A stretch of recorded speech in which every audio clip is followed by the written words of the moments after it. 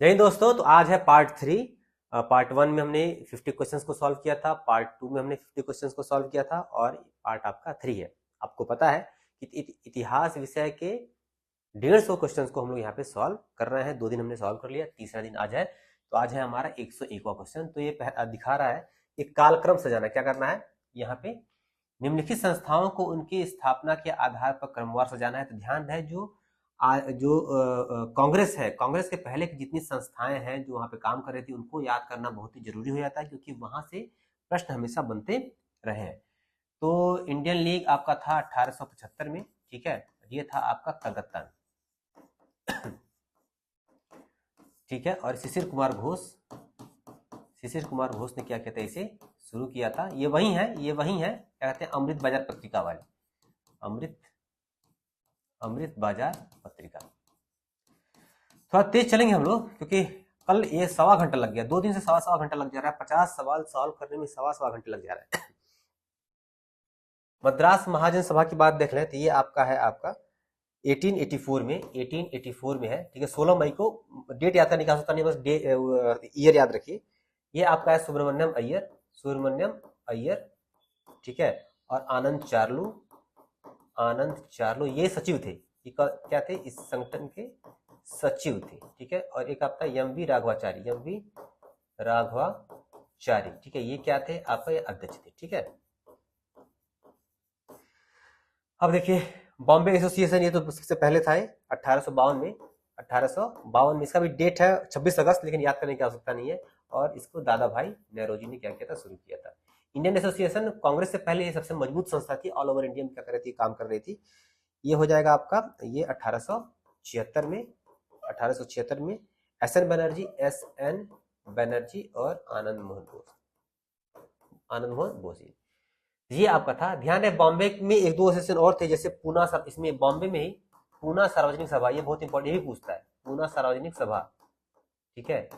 ये बहुत इंपॉर्टेंट है। ये था 1870 में। और एक और था, ठीक है, इसको M G Rana day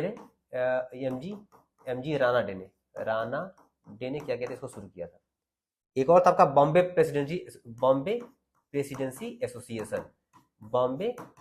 association एक और था। ये था आपका 1885 में और इसको शुरू किया था बदरुद्दीन तैयब जी ने और केटी तेलंग जी ने और केटी तेलंग ने। आप चाहे तो लिख सकते हैं।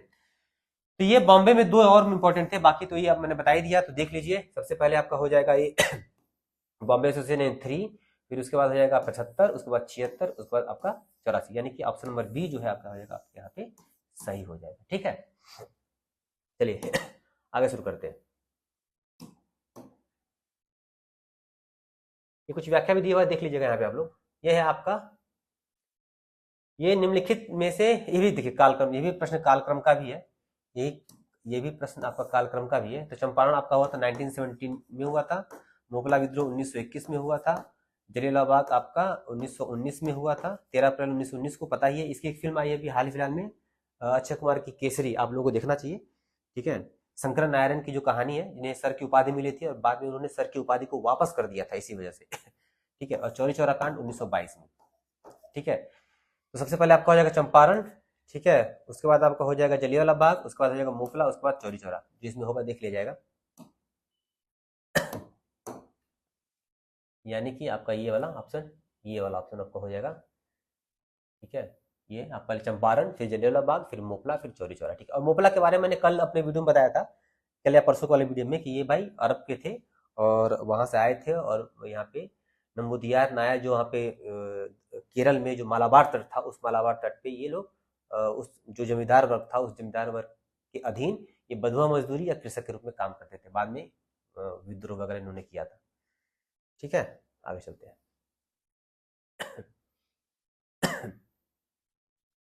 देखिए, अरुण डेल कमेटी ने निम्न में से किसकी सिफारिश की थी? बंगाल विभाजन को पुनर्संयुक्त करने के लिए, बंगाल के बाद उड़ीसा से बिहार को अलग करने के लिए, कांग्रेस की कार्यप्रणाली को अवैध घोषित करने के लिए, और क्रांतिकारी आंदोलन के दमन हेतु। इसमें देखिए, अरुण डेल जो कमेटी है, वो बंगाल विभाजन से संबंधित है। वो बंगाल जो है विभाजन से संबंधित है, ठीक है।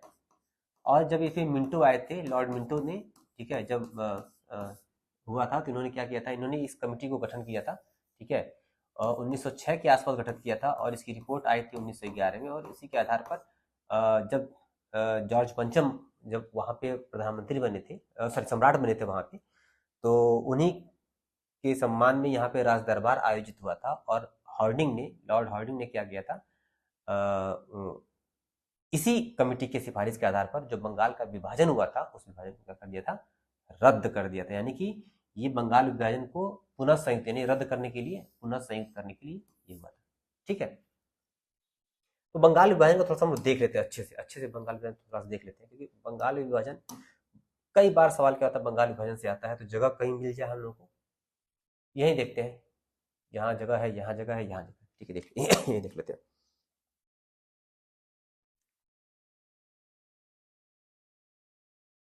एक 102,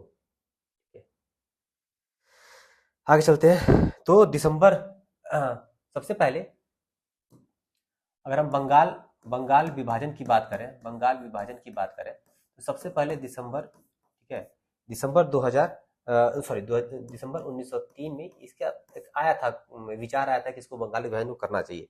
फिर देखिए डेट याद रखिएगा, 20 जुलाई 2005, सॉरी 2005 के बारे में याद आ रहा है, 1905, ठीक है, ये क्या हुआ था, यहाँ पे विभाजन हुआ था, ठीक है। सब क्रोनोलॉजी पूरा तैयार करिए, उससे तैयार हो जाएगा। फिर 16 अक्टूबर 1905 को क्या हुआ था, ये लागू हो गया था, लागू हो गया था। तब इसको शोक दिवस के रूप में मनाया गया था, शोक दिवस के रूप में मनाया गया था, रक्षाबंधन या राखी दिवस के रूप में यहाँ पे मनाया गया था, ठीक है। और यहीं पे अमार सुनार बंगला रविन्द्रनाथ टैगोर जी का बहुत ही चर्चित हुआ था, जो बांग्लादेश का बाद में क्या होता है, वो राष्ट्रगान वहां पे बनता है, ठीक है। फिर 7 अगस्त को वहां पे 1905 में कलकत्ता के टाउन हॉल में बैठक होती है, ठीक है। और ये कहा जाता है कि भाई इसका विरोध किया जाएगा। फिर 22 अक्टूबर 1905 में, ठीक है, ये कार्लाइल सर्कुलर जारी हुआ था, कार्लाइल सर्कुलर। असल में जो बंगाल विभाजन को रोकने के लिए कई सारे जो स्टूडेंट्स वगैरह थे, जो वहाँ पे महाविद्यालय जो विद्यालय वगैरह चल रहे थे, वहाँ के जो बच्चे थे वो इसमें भाग ले रहे थे। तो एक कार्लाइल वहाँ पे थे, उन्होंने एक निकाला, अपना एक पत्र निकाला, सारे वहाँ पे जो भी स्कूल्स वगैरह विद्यालय वगैरह थे वहाँ भेजे, भाई देखिए अगर आपके यहाँ के बच्चों ने या स्टूडेंट्स ने इसमें बंगाल विभाजन के जो आंदोलन हो रहे हैं इसमें भागीदारी की, तो आपको जो सहायता वगैरह दी जाती है, आपको जो ऐड वगैरह दिया जाता है, वो क्या कर दिया जाएगा, रद्द कर दिया जाएगा था। उसी को कार्लाइल सर्कुलर को यहाँ पे कहा गया। तो जब ये होगा भाई हम लोग अपना खोलेंगे, ठीक है। तो 16 नवंबर 1905 में, ठीक है, कलकत्ता में राष्ट्रीय शिक्षा परिषद का गठन हुआ, राष्ट्रीय शिक्षा परिषद का गठन हुआ, ठीक है भैया। हम लोग ठीक है, चलिए बहुत होगा आपका, हम लोग खुद करेंगे, ठीक है। और उसके बाद ठीक एक साल बाद आपका 14 अगस्त 1906 में, 14 अगस्त 1906 में आपका क्या होता, बंगाल नेशनल कॉलेज की स्थापना हुई थी, बंगाल नेशनल कॉलेज की स्थापना हुई थी, ठीक है। और इसी 1906 में ओरिएंटल आर्ट कॉलेज, आर्ट्स के लिए शुरू हुआ था। और इसको शुरू किया था वहां पे अवनिंद्रनाथ टैगोर ने, अवनिंद्रनाथ। ये बहुत सवाल पूछता है, ये बहुत पूछता है सवाल, तो इसको याद कर लीजिएगा। कार्लाइल सर्कुलर बहुत पूछता है, ये आपका डेट, ये डेट तो पूछता है, ठीक है। फिर 1906 में ही, इसी 1906 में ही इसी यही अरुणडेल कमेटी क्या हुआ, यहाँ पे गठन होता है, ठीक है। और यही क्या करता, संस्कृति देता है। जब 12 दिसंबर 1911 में लॉर्ड हार्डिंग द्वितीय क्या करते हैं, इसको क्या करते हैं, रद्द कर, बंगाल विभाजन जो होता है यहाँ पे उसको क्या करते हैं, रद्द कर देते हैं, कि इसी वे जो अरुणडेल कमेटी बनी थी इसी के आधार पर, ठीक है, उसको आप वहाँ पे रद्द कर देते हैं। और ध्यान रहे यहाँ पे राजधानी परिवर्तन भी हुआ था, और यहाँ पे 1911 में परिवर्तन हुआ, और 1911 में परिवर्तन हुआ, और 1912 से क्या हो गया, वो लागू हो गया, ठीक है। तो राजधानी परिवर्तन, बंगाल विभाजन को रद्द करना, ये सारी घटनाएं क्या हो यहाँ पे पूछी जाती हैं। बार बार सवाल क्या होता है यहाँ से आपको देखने को मिलता है, ठीक है।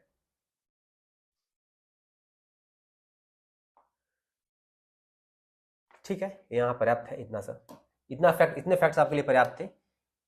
फंस जाएगा, श्योर एंड सर्टेन फंसेगा, ठीक है। और क्या है आपका भाई, देखा जाए। अच्छा, एक क्वेश्चन लगा छूट गया था, ठीक है। बौद्ध धर्म की वज्रयान शाखा का उदय कब हुआ था? अरे, बौद्ध धर्म की क्या है ये आपका, वज्रयान शाखा, ये वज्रयान शाखा, ठीक है।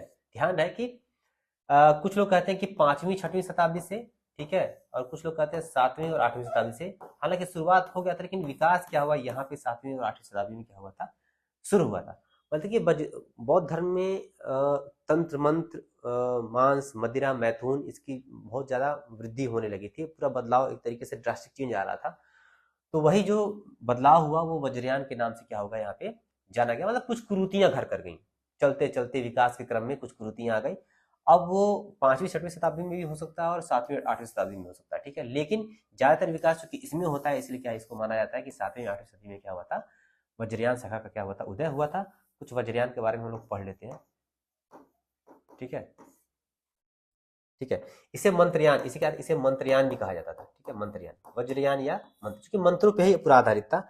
और यहाँ पे जो बुद्ध की पत्नी थी तारा, तारा, बुद्ध की पत्नी तारा और चकेश्वरी देवी, दोनों नाम एक ही है, चकेश्वरी, इनकी पूजा भी यहाँ पे की जाती थी, बुद्ध की पत्नी की, ठीक है। अब वज्र मतलब होता है धर्म, यानी कि धर्म के रास्ते पे चलना। लेकिन धर्म के रास्ते में क्या ही चलना, मदिरा से चलना, मैथुन से चलना, मांस से चलना, ये क्या था, खैर बात की बात है वो। और गौतम बुद्ध को ये आदि आदि पुरुष मानते थे, गौतम बुद्ध को ये आदि पुरुष या आदि बुद्ध के नाम से क्या करते थे, ये जानते थे। और जो वज्रधर भी कहते, जो इसमें होता था वज्रधर भी कहलाते थे, ठीक है। इस वज्रयान में जो लोग सिद्ध होते थे उनको बोलते थे हम सिद्ध या सरहपा, सिद्ध, सिद्ध, सिद्ध बोलते थे या फिर सरहपा बोलते थे। वज्रयान के जो संत होते थे, जो सिद्ध होते थे, ठीक है, ठीक है। और 9वीं शताब्दी में, 9वीं शताब्दी तक आते आते ये नालंदा जो था, नालंदा, ठीक है। फिर वही बख्तियार खिलजी आता है, फिर देखता अरे तो यहाँ काम, ये तो पढ़ाई वाला चीज है, यहाँ पे क्या क्या चीज यहाँ पे हो रहा है। तो फिर क्या कर दिया उसने, पूरा तहस नहस करना क्या कर दिया, शुरू कर दिया। तो नालंदा क्या था, प्रमुख केंद्र बन गया था इस वज्रयान का। जो भयंकर कुरीति आई थी, इस कुरीति का बहुत बड़ा केंद्र क्या था, नालंदा आपका बन गया था, ठीक है। तो वज्रयान के साथ कुछ और भी थे, एक आपका है काल चक्रयान, ठीक है। एक है आपका, वज्रयान के बाद आता है काल चक्रयान, काल चक्रयान, ठीक है। ये आपका था 10वीं शताब्दी में, ये आपका 10वीं सदी में आता है, ठीक है। इसके जो प्रवर्तक थे वो मंजूश्री थे, कौन थे, मंजूश्री, ठीक। और इसका जो सर्वोच्च देवता था वो श्रीकाल, इसका जो सर्वोच्च देवता था वो श्रीकाल चक्र था, ठीक। और यहाँ पे जो मानव शरीर है, जो मानव शरीर है उसी को कहा जाता था कि यही हमारा पूरा ब्रह्मांड है। मानव शरीर को ब्रह्मांड मानने की जो प्रक्रिया थी वो काल चक्रयान से ही शुरू हुई थी, ठीक है। इसके बाद एक आता है सहज्ञान, क्या आता है, सहज्ञान। ध्यान है, इतनी बुराइयां घर कर गई। अब ये सब जो सहज्ञान था ना, ये वज्रयान और कालचक्रयान के विरोध में, ठीक है। हालांकि ये भी उसी में था, मतलब, लेकिन यहाँ पे मंत्र वगैरह चलते थे, लेकिन यहाँ पे योग, योग की जो पद्धति थी वो शुरू हुई थी। इसके विरोध में था, इसके विरोध में था, मंत्र यहाँ भी होते थे, लेकिन थोड़ा आसान किया गया, थोड़ा योग की प्रक्रिया को इसमें बढ़ावा दिया गया था, ठीक है। और ये जो बंगाल के जो पाल शासक थे, बंगाल के पाल शासक, इन्होंने इसको संरक्षण दिया था, ठीक है।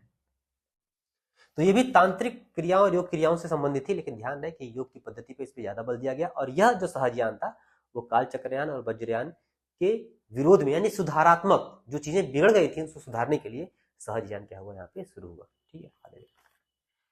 तो तेज चलेंगे, कल तो बहुत तबीयत खराब थी, फिर भी उसमें मैंने कल किस तरह सॉल्व कराया, क्योंकि पेपर नजदीक आ गया है, अब नहीं सॉल्व कराएंगे तो कब कराएंगे। ये आपका हो ही गया, अर्निल कमिटी, पांचवा देखते हैं, ठीक है। तो निम्नलिखित में से कौन सा कथन सत्य है? मुगल सम्राट द्वारा स्वतंत्र रूप से नियुक्त बंगाल का अंतिम सूबेदार मुर्शीद कुली खान था, ठीक है, यही था। इसके बाद से कहा, इसके बाद तो मुगल सम्राटों का वो जो अधिकार था वो बंगाल में धीरे धीरे कम होने लगा था। ये सही है, बिल्कुल सही है। दूसरा क्या है, मुर्शीद कुली खान ने अपने राजधानी ढाका से मुर्शिदाबाद कर ली, ये भी बिल्कुल सही है। मुर्शीद कुली खान ने बंदोबस्त में इजारेदारी व्यवस्था आरंभ की, ये भी आपका बिल्कुल सही है। इन तीनों कथन क्या हो जाएगा, इसमें आपके सही हो जाएंगे। ध्यान रखिएगा, एक काम आपका भी है कि जितने बंगाल के जो नवाब है उनका जो क्रम है वो क्रम क्या कर लिया, याद कर लीजिएगा। कभी कभी क्या होता है क्रम उठा के पूछ देता है, ठीक है। हालांकि इतना इंपॉर्टेंट नहीं है तो वो भी लिखवा देता मैं, जो इम्पोर्टेंट मैं बता दे रहा हूँ, जो बहुत इंपॉर्टेंट है उसको मैं नहीं छोड़ूंगा। अब देखिए, निम्नलिखित वर्गों में से किसने 1857 के विद्रोह में भाग नहीं लिया था? किसने नहीं लिया था भाई? ठीक है भाई, जिसको फायदा होगा अंग्रेजों से वो भाग नहीं लेगा। तो इसमें देखिए, खेतिहर मजदूर, साहूकार, शिक्षित वर्ग, कृषक और जमींदार। भाई जमींदारों को फायदा था ही था, साहूकारों से फायदा था ही था, ठीक है। तो 2 और 5 भाग नहीं लेंगे, ठीक है। यानी 2 और 5, ठीक है, ये गलत हो जाएगा, आपका ये भी गलत हो जाएगा, ठीक है। आपका ये भी गलत हो, यानी कि आपका बच गया 2 और 3, ठीक है। ये शिक्षित वर्गों ने भाग नहीं लिया था, यानी ये आपका कौन भाग नहीं लिया था? साहूकार और जमींदार, इन्होंने भाग नहीं लिया था। यानी 2 और 5, 2 और 5 इसमें भी है, 2 5 इसमें भी है, ये यानी इनमें से कोई हो जाएगा, ठीक है। अब कौन सा इसमें है? खेतिहर मजदूरों ने तो भाग लिया ही था, किसानों ने भाग लिया ही था, शिक्षित वर्ग 3 वाला। तो 2 3 और 5 ये आपका हो जाएगा option number C, option number C, ठीक है। यही है, थोड़ा दिमाग लगा के सवाल सॉल्व कर लेंगे चाहेंगे तो। निम्नलिखित घटनाओं के कालक्रम, फिर कालक्रम आ गया, ठीक है, बार बार कालक्रम आएगा ही आएगा, तो देख लेते हैं, ठीक है। तो साइमन कमीशन, पूना समझौता, साम्प्रदायिक पंचाट, इनको तो दोनों साथ में समझने लायक है, बैक टू बैक है, ठीक है। उसके बाद दिल्ली समझौता और आपका, ठीक है। तो थोड़ा सा इसको समझते हैं, ठीक है, उसके बाद से आपको थोड़ी आसानी होगी समझने में, ठीक है। चलो साइमन कमीशन, पहले साइमन कमीशन को समझते हैं, साइमन कमीशन, और इन दोनों को फिर साथ में समझेंगे। तो देखो पहले क्या, साइमन कमीशन 1919 का अधिनियम आया था, 1919 का अधिनियम आया था, ठीक है। तब ये हुआ था, ये क्या है भाई, ये मतलब कि 1919 का अधिनियम है, प्रगति कितनी हुई, क्या सुधार हुआ, क्या काम हुआ। तो इसकी प्रगति की जांच के लिए, वही पहले ही बताया गया, इसी अधिनियम में बताया गया था कि 10 साल बाद क्या होगा, हम लोग लेके आएंगे, ठीक है। तो ये 1900 आपका 31 में आना था, ठीक है। लेकिन 1929 में क्या था, वहां पे चुनाव थे, लंदन में क्या थे, आम चुनाव थे। तो अब चुनाव में भाई फायदा उठाना ही उठाना है भाई, दिखाना है कि हमने क्या किया क्या नहीं किया। उससे पहले क्या कर दिया, 1927 में क्या कर दिया, जाओ भाई, इससे जब चुनाव हो इससे पहले ही पूरी रिपोर्ट लेके अपना आ जाओ, क्या करना है क्या नहीं करना है। 1900 आपका 8 नवंबर 1927 में क्या हुआ, इसका ये साइमन कमीशन का क्या हो गया, गठन हो गया, ठीक है। गठन हुआ तो इसमें क्या था कि इसमें 7 सदस्य थे, और सातों के सातों क्या थे, अंग्रेज थे, सातों के साथ क्या थे, अंग्रेज थे। और इरविन ने कहा था भैया किसी अंग्रेज को, किसी इंडियन को मत लेना, किसी इंडियन को मत लेना। तो इसी के सुझाव पर किसी भारतीय को नहीं लिया गया और 7 अंग्रेजों को क्या कर दिया गया, इसमें शामिल किया गया। और उसी में क्या थे, साइमन कमीशन, एक साइमन नाम के थे, वो आपके लिबरल पार्टी के थे, लिबरल पार्टी से जुड़े हुए थे। ये लिबरल, कंजर्वेटिव और लेबर थे, इन्हीं से 3 पार्टियों के थे। तो लिबरल पार्टी के आपके साइमन जी थे, वो इसमें लीड कर रहे थे। इसमें कोई भी हिंदुस्तानी नहीं था, इसीलिए इसे श्वेत कमीशन कहा गया। क्या कहा गया, श्वेत कमीशन। और भारत में पुरजोर क्या हुआ, इसका विरोध यहाँ पे होना शुरू हो गया। विरोध कब हुआ, जैसे ही ये 3 फरवरी 1928 को जैसे ही ये बंबई पहुंचता है, वहां पे क्या होता है, बम पर क्या होता है, विरोध इसका क्या होता है, शुरू हो जाता है, ठीक है। तो इसी में क्या होता है, फिर आगे और विरोध होता है। फिर लाला लाजपत राय की लाठीचार्ज से मृत्यु होती है, लाला लाजपत राय, ठीक है। जब लाहौर में होता है, लाहौर में लाला लाजपत राय की क्या होती है, इसी लाठीचार्ज में क्या होती है, यहीं पे मृत्यु हो जाती है। तो मेरे यही कहा जाता है कि मेरे ऊपर पड़ी हुई लाठी, एक एक लाठी अंग्रेजों के लिए, अंग्रेजों के ताबूत के लिए अंतिम कील साबित होगी, यही बात यहाँ पे लाला लाजपत राय ने कही थी, ठीक है। और फिर जो साइमन कमीशन का रिपोर्ट है, वो रिपोर्ट आपका आता है 27 मई 1930, 1930 को इसकी रिपोर्ट आई थी। तो 3 डेट आपको याद करना है, ये कब गठन हुआ था, कब भारत आया और कब इसने रिपोर्ट दी। हालांकि रिपोर्ट इसका अच्छा था, ठीक है, ऐसा नहीं कि ये बहुत ही खराब रिपोर्ट देने वाला था, लेकिन सवाल मतलब दिक्कत इसमें ये थी कि इसमें सिर्फ अंग्रेज थे, कोई भारतीय नहीं था, इसलिए इसका विरोध हुआ था।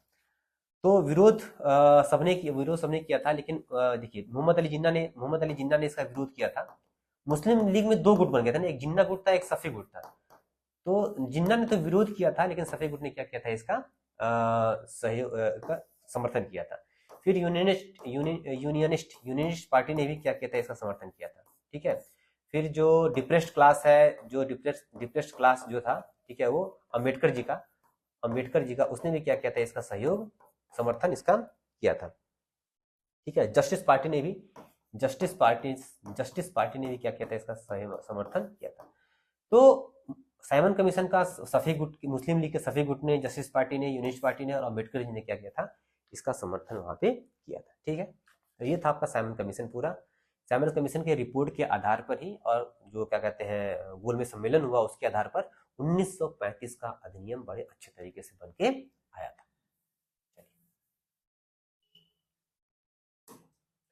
आगे देखते हैं पूना समझौता और सांप्रदायिक। जब द्वितीय गोल में सम्मेलन होता है, तो ये कहा गया कि भाई कि बहुत सांप्रदायिकता है, सांप्रदायिकता का हल अपने आप में ढूंढी है, तो ढूंढने में सफल रहे। तो सरकार ने क्या किया, एक 16 अगस्त 1932 को क्या किया, इसने सांप्रदायिक पंचायत यहाँ पे आ गया। ठीक है, अब क्या था भाई, इसमें क्या था, इसमें देखिए समस्या कुछ थी नहीं, इसमें समस्या ये क्या थी कि बस हिंदुओं से इतर दलित को मान लिया गया था। ठीक है, और प्रांतीय सभाओं में इसकी 71 सीट क्या थी, रिजर्व कर दी थी। तो महात्मा गांधी भड़क गया, भाई हिंदू दलित जो दलित है वो हिंदू से अलग कैसे है, वो इसका भिन्न पार्ट है, ये अलग नहीं है, फला ठिकाना क्या क्या हुआ। तो जब ये विवाद हुआ तो महात्मा गांधी जी यरवदा जेल में क्या हो गया, वो अनशन पे बैठ गए, ठीक है। 20 सितंबर 1932 से क्या होगा, ये यरदा जेल में अनशन पे बैठ गए। तो फिर क्या हुआ, समझौता कराया गया। मदन मोहन मालवीय जी, राजेंद्र प्रसाद, मदन मोहन मालवीय, पुरुषोत्तम दास और एक और नाम है, ठीक है, उनका नाम है राजेंद्र प्रसाद। इन लोगों ने क्या किया, समझौता कराया। ठीक है, समझौता कराया, तो समझौता माने और फिर समझौता होता है उसी को बोलते हैं पूना पैक्ट। क्या बोलते हैं, पूना पैक्ट। तो दलित की तरफ से साइन किया अम्बेडकर जी ने और गांधी जी की तरफ से साइन किया था इधर आपने मदन मोहन मालवीय ने क्या किया था, साइन किया था। अब साइन समझौता किस बात पे हुआ था कि 71 से सीट जो है, 71 से सीट बढ़ाकर 147 कर दी गई थी। सीट 71 से बढ़ा के 148 कर दी गई थी। और जो केंद्रीय व्यवस्थापिका थी उसमें 18% की क्या कर दी गई थी, दलित सीटों की वृद्धि कर दी गई। इस आधार पर यह शर्त समझौता हुआ और इस समझौते के आधार पर जो अनशन बैठे थे, जो चीजें हो रही थी, उसको बंद किया गया और एक समझौता यहाँ पे स्थापित किया। ठीक है, तो ये था सांप्रदायिक पंचायत और पूना पैक्ट। ठीक है, तो पहले सांप्रदायिक पंचायत आएगा, फिर पूना पैक्ट आएगा। ठीक है, हाँ, अब देखते हैं दिल्ली समझौता। देखिए जो गांधी इरविन समझौता है ना, गांधी इरविन समझौता है, उसी को हम क्या कहते हैं, दिल्ली समझौता भी क्या कहते हैं। ठीक है, ये आपका हुआ था 1931 में, 5 मार्च 1931 में। देखिए जब चीजें बिगड़ रही थी, जब हमारा जो पहला गोल में सम्मेलन जो 1930-31 में हुआ था वो असफल हो रहा था, चीजें बिगड़ रही थी, व्यापार हमारा प्रभावित हो रहा था। तो दो लोग थे, तेज बहादुर और इधर आंदोलन चल ही रहा था हमारा सविनय, तेज बहादुर सप्रू और एम.आर. जयकर। इन्होंने क्या किया, पहल करने के बाद गांधी जी और इरविन में क्या हुआ, समझौता यहाँ पे हुआ। ठीक है, तो कई सारी चीजें मांगी गई कि भाई हम लोग धरना देंगे, समुद्र में जाके हम लोग अपना नमक बनाएंगे, फला चीज करेंगे। तो कई सारी चीजें समझौता हुई थी और इन्होंने कहा था कि हम आंदोलन जो क्या है वो रद्द कर देंगे। वही भगत सिंह वाला मैटर यहाँ फंसता है। लोग कहते हैं कि भगत सिंह को चाहे होते तो महात्मा गांधी जी वहां पे इस समझौते में उनको बचा लिया गया होता, लेकिन तत्कालीन परिस्थितियां क्या क्या थी, क्या क्या नहीं थी, उसमें कुछ कहा नहीं जा सकता। तो यही है। तो आपका क्या हो गया, देखिए 1931, ये 1931 आपका हो गया। ठीक है, ये पूरा सामुदायिक पंचायत पहले, पूरा समझौता बाद में, फिर आपका साइमन कमीशन। ठीक है, मैंने पूरा कहानी समझा ही दिया, इसको आप कर लेंगे। ठीक है, अब आते हैं निम्नलिखित विचार करें, social service league, Swaraj party, the servant of India society, नौजवान सभा। देखिए फिर कालक्रम वाले सवाल बहुत याद कर लीजिए भाई, आप लोग याद कर लीजिए। ठीक है, कालक्रम वाले सवाल बहुत ज्यादा पूछते हैं। ठीक है, तो the servant of India society 1905 में।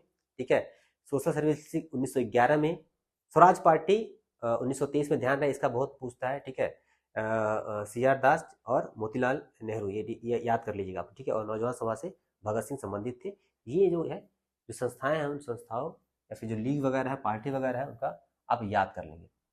भारत छोड़ो आंदोलन के दौरान समानांतर सरकार की स्थापना की गई थी। तो बलिया में चित्तू पांडे हुई थी, बंगाल के मिदनापुर में या हुआ ही हुआ था, और बम्बई के सतारा में हुआ ही हुआ था। ये अवध में नहीं हुआ था, ठीक है, अवध में नहीं हुआ था। तो 1 2 3, ठीक है। थोड़ा समांतर सरकार पे लिख लेते हैं, क्या पता कि आ जाए।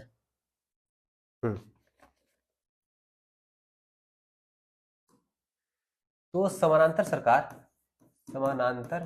सरकार 3 जगह स्थापित हुई थी, 3 जगह स्थापित हुई थी, ठीक है। पहले है आपका बलिया में, अगस्त 1942 में, ठीक है। और चित्तू पांडे यहाँ पे क्या कर रहे थे, चित्तू पांडे यहाँ पे क्या करते थे, नेतृत्व कर रहे थे, ठीक है।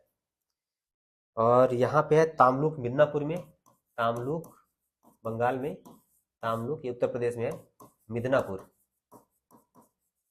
ठीक है। यहाँ पे जातीय सरकार थी, ये वो पूरा इसको लीड कर रही थी, ठीक है। और यहाँ पे दिसंबर 1942 से आपका 19 सितंबर 1944 तक, ठीक है, ये आपका चला था। उसके बाद आपका सतारा, बंबई में सतारा था, ये सबसे लंबा था, ये इंपॉर्टेंट पूछता है, ये सबसे लंबा चला था। यानी ये 1943 से लेकर 1945 तक चला था, 1943 से लेकर 1945 तक चला था, ठीक है। और इसमें वाई बी चौहान, ठीक है, और नाना पाटिल, और भी है, ठीक है। लेकिन इस जगह और भी हुआ था, लेकिन फिलहाल 3 जो है इंपॉर्टेंट है आपके, और याद कर लेंगे, तीनों याद कर लेंगे तो मुश्किल लगता है कि सवाल आपके फंस जाएंगे, ठीक है।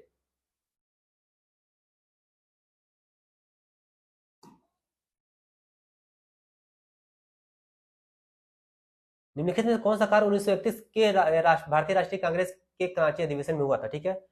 तो मौलिक अधिकारों का प्रस्ताव पारित हुआ था, आर्थिक नीति का प्रस्ताव पारित हुआ था, गार्डन एरियन जो समझौता था, ठीक है, उसका अनुमोदन किया। तीनों सही है, आपका जो 1931 का जो कराची, देखिए लाहौर अधिवेशन और कराची अधिवेशन को आप तैयार कर लीजिए, ठीक है। और इसके जो अध्यक्ष थे यहाँ पे, ठीक है, कौन कौन अध्यक्ष थे याद कर लीजिएगा, ठीक है। सरदार पटेल की अध्यक्षता में हुआ था लाहौर अधिवेशन और कराची अधिवेशन, ठीक है, जवाहरलाल नेहरू वाला एकदम याद कर लीजिएगा आप लोग, ठीक है। अब देखिए ये पूछ रहा है कि किसके काल में थे, ठीक है, हमको लग रहा है तो हरिशेन समुद्रगुप्त, ठीक है, जो पराग प्रशस्ति जिसने लिखा था, ठीक है। देखा जाए तो सी का 2 देखिए आपका हो जाएगा ये। बाकी बाण भट्ट पता ही आपको, कालिदास आपको पता ही है, रवि कीर्ति आपको पता ही है, ठीक है, बहुत आसान चीज है ये, खराब, ये तो हलवा क्वेश्चन था ये। मदद मास कल ही मैंने बताया था कि जो जो धार्मिक लोग होते थे या विद्वान होते थे, उनको जो दान में दी जाती थी भूमि, जो गिफ्ट किया जाता था अनुदान स्वरूप, उसे मदद मास कहा जाता था, ठीक है। तो इसका तात्पर्य विद्वानों को प्रदान की जाने वाली राजस्व मुक्त अनुदान भूमि से था, ठीक है, बिल्कुल सही है। जब भूमि हस्तांतरित नहीं होती थी, बिल्कुल सही है। और ग्राही के पास ये भूमि अनुवांशिक रूप से रहती थी, ठीक है, वो पीढ़ी दर पीढ़ी वो चलती चली जाती थी। तो सभी कथन सत्य है, इसमें कोई दिक्कत नहीं, ये कल मैंने बताया था। ठीक है। भगत सिंह, सुखदेव और राजगुरु को किस षड्यंत्र के मामले में गिरफ्तार किया गया था, बताइए आप लोग बताइए, बहुत आसान क्वेश्चन है, कई बार पूछा हुआ है। तो ये लाहौर षड्यंत्र केस में क्या गया था, इनको किया गया था, और इन लोगों को फांसी भी हुई थी। देखिए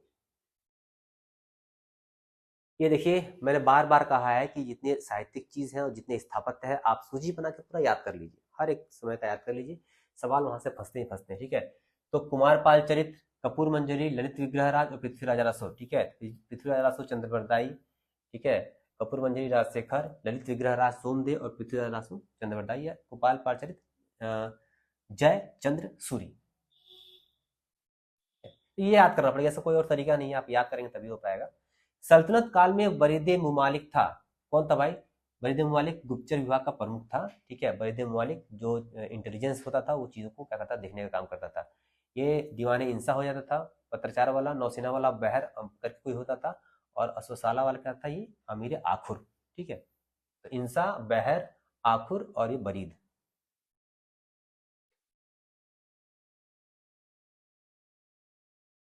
निम्नलिखित पर विचार करें, दिल्ली कॉलेज, मेयो कॉलेज और हिंदू कॉलेज, ठीक है, ये कब कब क्या इसकी स्थापना हुई थी। देखिए भाई कुछ चीज़ों को तो आपको रटना ही पड़ेगा, इसका कोई इलाज आपको नहीं है। जो संस्थाएं हैं, जो किताबें हैं, जो पत्रिकाएं हैं, जो स्कूल्स वगैरह जो खुले हैं, सबको याद करना पड़ेगा। यही दिक्कत होती है जब क्रम पूछ देता है ना, तो चीज़ें याद नहीं रहेंगे तो आप नहीं कर पाएंगे, ठीक है। हिंदू कॉलेज 1817 में, दिल्ली कॉलेज 1824 में, और मेयो कॉलेज अजमेर में 1875 में क्या हुआ था, इसका गठन हुआ था। चार्ल्स मेटकाफ को समाचार पत्रों का मुक्तिदाता कहा जाता है, ये मैंने कल के वीडियो में बताया था, ठीक है। मेटकाफ ने liberation of Indian press act लागू करवाया था, बिल्कुल सही है, दोनों तो सही, ए आर दोनों सही है, उसका स्पष्ट सही व्याख्या करता है, बिल्कुल सही हो जाएगा, देखने से पता चल जाता है। फिर देखिए, ग्लिम्स ऑफ वर्ल्ड हिस्ट्री, ठीक है, hints for self culture, nation in making, ठीक है, ये तो एस एन बनर्जी का है और हमदर्द मोहम्मद अली का है। कुछ चीजें नहीं आती रहेंगी तो आप खुद कर लेंगे, जैसे नेशन इन मेकिंग क्या है आपका, एस एन बनर्जी का है, हमदर्द मोहम्मद अली का है। तो सी का 4 और डी का 3 मिलाते हैं, सी का 4 और डी का 3, आपका बी ऑप्शन हो जाएगा, ठीक है। जो चीज नहीं याद रहेंगे हो जाएगा, यानी कि ऑप्शन नंबर बी, यानी 1 ए का 1 और बी का 2, यानी कि सिर्फ glimpse of world history Jawaharlal Nehru और हिंट्स फॉर सेल्फ कल्चर लाला हरदयाल का है। ऐसे मिला के जब चीजें नहीं याद रहेंगी ना तभी मिला के, ठीक है। ऐसा थोड़ा ना कि हम लोग पढ़ा रहे थे हम लोग को सारे फैक्ट्स याद ही रहते हैं, फैक्ट्स बिल्कुल पेपर हम लोग जब देने जाते हैं, और मैं ऊपर वाले के उससे कभी प्रेम से रुका नहीं है, तो हम लोग ऐसे ही मिला के कॉमन सेंस का इस्तेमाल करके चीज़ों को देख के हम लोग सवालों को सॉल्व कर लेते हैं, ठीक है। ऐसा नहीं कि एक चीज़ नहीं आ रहा तो हम हड़बड़ा गए, हमारा आ ही नहीं रहा है। आरंभिक अभिलेखों के संदर्भ में निम्नलिखित कथनों पर विचार कीजिए। आरंभिक अभिलेख प्राकृत भाषा में लिखे गए थे, चौथी सदी में प्राकृत भाषा का स्थान संस्कृत ने लिया। हाँ ठीक है, बात सही है। जब आप में गुप्त काल आया, गुप्त काल के बाद से चीजें जो आनी शुरू हो गई, तो वहां पे क्या हो गया, प्राकृत भाषा के स्थान पे संस्कृत भाषा का इस्तेमाल किया जाने लगा। तो दोनों सही है आपका। सही। ये क्या पूछ रहे हैं, क्या सवाल है भाई, ये क्या सवाल पूछा है नीचे कि असहयोग आंदोलन के दौरान स्थापित। देखिए असहयोग आंदोलन जब हुआ था ना, तो मैं जैसे बताया था कि जो घरेलू चीजें हैं उनका इस्तेमाल ज्यादा किया गया, तो भाई ये होगा कि यही स्थानीय स्तर पे ही हम लोग क्या करेंगे, शिक्षण संस्थाओं को भी क्या करेंगे, खोलने का प्रयास करेंगे, ठीक है। तो इसमें देखते हैं, काशी विद्यापीठ, गुजरात विद्यापीठ, जामिया मिलिया और काशी हिंदू विश्वविद्यालय। ध्यान है, काशी हिंदू विश्वविद्यालय का 1916 के आसपास क्या कहते हैं, मदन मोहन मालवीय जी ने किया था। तो ये उसके पहले ही, असहयोग आंदोलन शुरू होने से पहले किया गया था, शुरू हुआ था। 4 तो नहीं होगा, ठीक है। तो उपयुक्त सभी ये आपका गलत हो गया, ठीक है। जामिया मिलिया का आपका हुआ ही था, यानी कि ये और ये आपका इनमें से कोई आपका सही होगा। इन दोनों में से अगर आप काशी विद्यापीठ है, गुजरात विद्यापीठ नहीं भी पता है, तो इन दोनों में से क्या कर सकते हैं आप एक को, अगर 50% भी आपका चांस है सही करने का, आप उसमें खेल जाइए, ठीक है। जैसे मान लीजिए हमें ये कर लिया कि ये नहीं है, ठीक है, और उसके बाद हमने ये कहा ये नहीं है, ठीक है, ये दोनों आपका नहीं है, ठीक है, हमने एक कर लिया, इन दोनों में से कोई आपका एक हो सकता है, ठीक है। तो सोचना ही नहीं है, आप मार के आ जाइए, गलत हो सही हो आप भूल जाइए उसके बारे में, आप मार के चले आइए। तो 1 2 3 यानी दोनों ने, दिल्ली विद्यापीठ, क्या कहते हैं, काशी विद्यापीठ और गुजरात विद्यापीठ और जामिया मिलिया, ठीक है, ये तीनों आपके असहयोग आंदोलन के दौरान बनाए गए थे। काशी हिंदू विश्वविद्यालय आपका नहीं था। निम्नलिखित संस्थाओं में से ये तो हो गया। मध्यकाल के दौरान भारत आने वाले विदेशी यात्रियों के बारे में निम्नलिखित कथनों पर विचार करिए।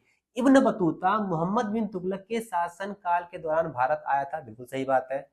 मार्को पोलो मोरक्को का एक प्रसिद्ध यात्री था, मोरक्को का नहीं था, इटली का, वेनिस का था, ठीक है। और कृष्णदेवराय के शासनकाल में अब्दुल रज्जाक कृष्णदेवराय के शासनकाल में नहीं आता। ये देवराय द्वितीय के काल,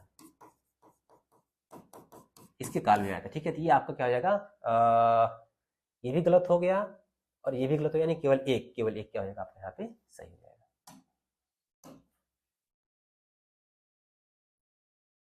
कांग्रेस सोशलिस्ट पार्टी के संदर्भ में निम्नलिखित कथनों पर विचार करें। इसने ब्रिटिश माल के बहिष्कार और करों के अपवंचन की वकालत की। अपवंचन थोड़े खत्म करो, हम लेंगे ही नहीं, ठीक है। तो इवेजन नहीं भाई, खत्म करना है, ठीक है, ब्रिटिश माल को ही सीधे खत्म कर देना है, तो ये आपका गलत हो जाएगा। यह सर्वहारा वर्ग का अधिनायकत्व स्थापित करना चाहते थे। भाई ये मार्क्सवादी थोड़े न थे, ये अधिनायकवाद जो है वो मार्क्सवादी विचारधारा के तहत आती है, तो ये मार्क्सवादी नहीं थी, ये सोशलिस्ट थे, तो ये भी आपका गलत हो जाएगा। इसने अल्पसंख्यक तथा दलित वर्गों के लिए पृथक निर्वाचक क्षेत्र की वकालत की थी। नहीं, इन्होंने किसी भी तरह के सबको समान मानते थे, ये किसी के लिए भी अलग से किसी के लिए भी पृथक निर्वाचन की मांग इन्होंने नहीं की थी। ये तीनों का तीनों क्या हो जाएगा आपका, गलत हो जाएगा, यानी कोई नहीं, कोई नहीं।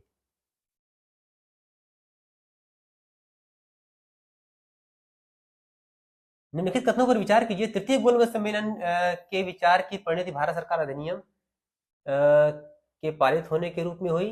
भारत सरकार अधिनियम 1935 ने ब्रिटिश भारत के सूबों और भारतीय रियासत की एक संघ आधारित ऑल इंडिया फेडरेशन का गठन का उपबंध किया था। ठीक है, तृतीय गोलमेज सम्मेलन के विचार विमर्श की परिणति भारत सरकार अधिनियम के पारित होने के रूप में हुई। अभी मैंने बताया था ना कि भाई जो साइमन कमीशन था और तृतीय गोलमेज सम्मेलन था, ठीक है, इन दोनों के को लेकर क्या किया गया था, 1935 का अधिनियम हो। ये तो बात सही है, बिल्कुल सही है। अब दूसरा क्या कह रहा है कि भारत सरकार अधिनियम 1935 ने ब्रिटिश भारत के सूबों और भारतीय रियासतों के एक संघ पर आधारित ऑल इंडिया फेडरेशन के गठन का उपबंध किया था। बिल्कुल सही बात है, लेकिन ध्यान रहे ये गठन का किया था कि भाई हम क्या करेंगे, एक संघ स्थापित करेंगे, लेकिन वास्तविक रूप में वो लागू नहीं हो सका था, केवल वो व्यवहारिक, केवल किताबी भाषा बात रखा रह गया। दोनों सही है, तो दोनों क्या हो जाएगा आपका, सही हो जाएगा। एक जो है क्या कहते हैं ये जो जो गोलमेज सम्मेलन, उसको लिख लीजिए आप लोग, कई बार पूछता है। प्रथम जो गोलमेज सम्मेलन है वो आपका 12 नवंबर 1930 से, ठीक है, आपका हुआ था 19 जनवरी 1931, 19 जनवरी 1900 जनवरी, ये मत लिखेंगे तभी काम चल जाएगा, 1931 तक। ठीक है, द्वितीय गोलमेज सम्मेलन कब हुआ था आपका, ठीक है, ये सितंबर 1931 से, ठीक है, दिसंबर 1931 तक। ठीक है, और इसी गोलमेज सम्मेलन में कांग्रेस ने भाग लिया था और गांधी जी यहीं पे गए थे। ठीक है, और ध्यान में अम्बेडकर ने तीनों में भाग लिया था, अम्बेडकर जी ने तीनों में भाग लिया था। ये 17 नवंबर 1932 से आपका 24 दिसंबर 1932 तक। तो ये 3 गोलमेज सम्मेलन आप लिख लेंगे, कभी क्रम पूछ देता है या डेट पूछ देता है तो याद करने में थोड़ी सी समस्या होती है। तो ये याद रहे, ध्यान रहे कि सेकंड में ही कांग्रेस ने भाग लिया था, बाकी और किसी में भाग नहीं लिया था। अम्बेडकर जी ने तीनों में भाग लिया था। बाकी और बहुत सारी चीजें, लेकिन इतना याद कर लेंगे तो चीजें हो जाएंगी। ठीक है,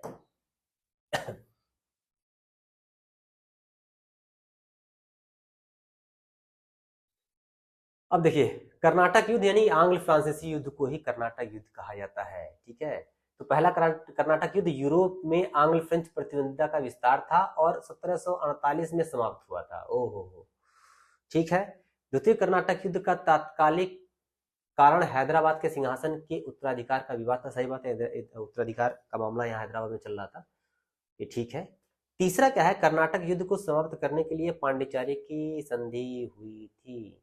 पांडिचेरी की संधि नहीं हुई थी भाई, ये दूसरे वाले में हुई थी, ये यहाँ पे पेरिस की संधि हुई थी। ठीक है, तो ये आपका क्या हो जाएगा, गलत हो जाएगा। केवल दो, एक और दो आंसर कहाँ है भाई, इसका आंसर कहाँ है, एक सही है और आपका दो सही है और आपका तीसरा नहीं सही हो, तीसरा गलत होगा।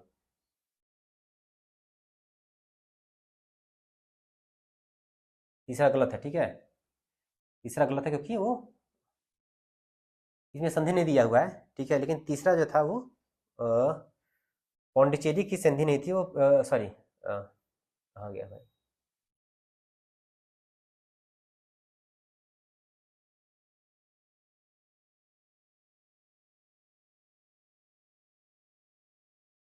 हाँ, पौंडीचेरी की संधि नहीं, पेरिस की संधि हुई थी। इसको लिख लेते हैं, एक काम करते हैं, लिख लेते हैं इसको। ठीक है, लिखिए, डालिए पहले से कर्नाटक युद्ध, कर्नाटक युद्ध, कर्नाटक युद्ध, सब लिखते जाइए। जो जो यहाँ फैक्ट्स आगे एक्स्ट्रा लिखवा रहे हैं सब लिखते जाइए और याद कर लीजिएगा। ठीक है, पहला कर्नाटक युद्ध कब हुआ था भाई, देखिए, तो पहला कर्नाटक युद्ध आपका हुआ था 1746 में, 1746 से लेकर 1748 तक। ठीक है, और इसमें एक जो महत्वपूर्ण युद्ध हुआ था उसका नाम था सेंट थोमे का युद्ध, सेंट थोमे का युद्ध या अडयार का युद्ध, अडयार का युद्ध। ठीक है, ये युद्ध हुआ था, बहुत इंपॉर्टेंट था, 1748 में। कब हुआ था, 1748 में। ठीक है, मामला क्या था भाई, मामला क्या था यहाँ पे, ऑस्ट्रिया में उत्तराधिकार युद्ध शुरू हुआ था और वही भी मामला था यहाँ पे बढ़ा था। ठीक है, ए ला सापल की संधि हुई। देखिए, इसकी पूरी कहानी बताऊंगा ना तो थोड़ा दिक्कत होगी, पूरी कहानी अच्छा है लेकिन अभी इतना बस याद कर लीजिए, इसी से सवाल आपके फंस जाएंगे, ठीक है। तो ए लासापल की संधि हुई, ठीक है, और इससे क्या हुआ था, ये युद्ध खत्म हुआ था। दूसरा क्या है आपका भाई, दूसरा कर्नाटक युद्ध आपका हुआ था 1749 से लेकर 1754, 1749 से लेकर 1754 तक। और इसमें जो महत्वपूर्ण एक युद्ध हुआ था उसका नाम था अंबूर का युद्ध, अंबूर का युद्ध, ठीक है, वो हुआ था 1749 में, ठीक है। यहाँ पे वही हैदराबाद जो उत्तराधिकार का युद्ध था, हैदराबाद या कर्नाटक जो भी है वो उत्तराधिकार का जो विवाद था वो चल रहा था यहाँ पे, ठीक है। और यहाँ पे जो संधि हुई थी वो पौंडीचेरी की संधि हुई थी, पौंडीचेरी की संधि, ये 1755 में। तीसरा आपका है, तीसरा भाई कब हुआ था, ये आपका हुआ था 1756 से 1763 तक। और यहाँ पे जो हुआ था कि युद्ध हुआ था वांडीवास का युद्ध, बहुत इंपॉर्टेंट, बहुत बहुत most important, very very important, 1760 में हुआ था, ठीक है। और यहाँ पे वही सप्तवर्षीय युद्ध अंग्रेज और फ्रांसों के बीच में, जब सप्तवर्षीय युद्ध वहाँ यूरोप में छिड़ गया था तो उसका प्रभाव भारत में देखने को मिला, और भारत में भी क्या हुआ, इस दोनों भिड़ गए आपस में, ठीक है। और लास्ट में क्या होता है, पेरिस की संधि होती है, पेरिस की संधि होती है, ठीक है, 1763 में। और यहाँ पे क्या होता है, अंग्रेज जो होते हैं वो जीत जाते हैं, और फ्रांसीसी जो होते हैं उनका जो पतन होना क्या होता है, यहाँ से शुरू हो जाता है। फ्रांसीसी पतन क्या होता है, यहीं से क्या होता है, शुरू हो जाता है। तो ये जो कर्नाटक युद्ध है, यानी कि अंग्रेजों और फ्रांसों का जो युद्ध है, जिसे कर्नाटक युद्ध भी कहा जाता है, वो फिलहाल थर्ड तक जाकर क्या होती है, ये पेरिस की संधि के साथ खत्म हो जाती है। आगे चलते हैं, फिलहाल लिख लीजिएगा इसको, ठीक है।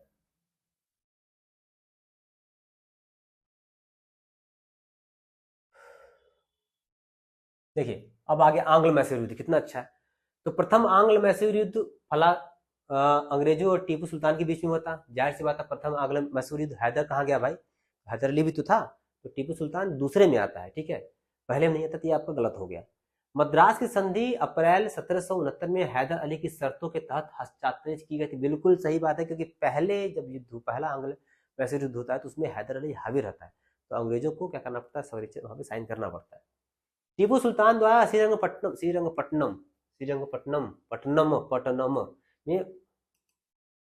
में फ्रांस और मैसूर के बीच साझेदारी के प्रतीक के रूप में स्वतंत्रता का वृक्ष लगाया गया था।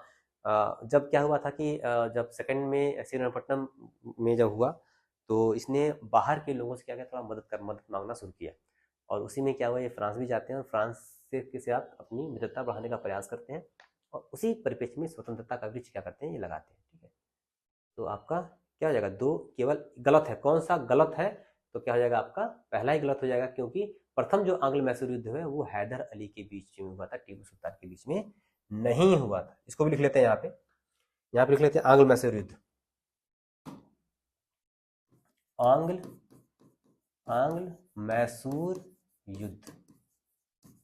तो पहला जो युद्ध हुआ था वो हैदर अली के साथ हुआ था, अंग्रेज वर्सेस आपका हैदर अली के साथ हुआ था, ठीक है। कब हुआ था भाई, ये आपका 1767 से 69 तक हुआ था। और वही क्या होता है, मद्रास की संधि होती है, मद्रास की संधि होती है, कब होती है भाई, 69 में, 1769। और यहाँ पे जो था वेरेलस्ट था वॉरेन हेस्टिंग, ठीक है। दूसरा देखते हैं, जब हुआ तो फिर ये अंग्रेज वर्सेस हैदर अली था, लेकिन हैदर अली मर जाता है, फिर कमान क्या करते हैं, टीपू सुल्तान संभालते हैं। बीच में क्या करते हैं, कमान जो टीपू सुल्तान संभाल लेते हैं 1749 से 1780 से 84 तक, ठीक है। और यहाँ पे जो संधि हुई थी वो मंगलौर की संधि हुई थी।